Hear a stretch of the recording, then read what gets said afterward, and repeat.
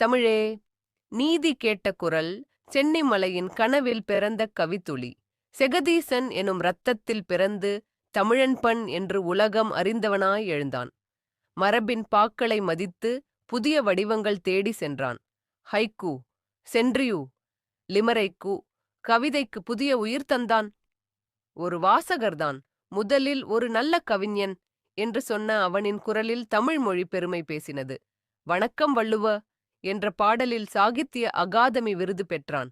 கொடி காத்த குமரன் என்ற வரிகளில் இளைய தலைமுறையின் விழிகளை திறந்தான்.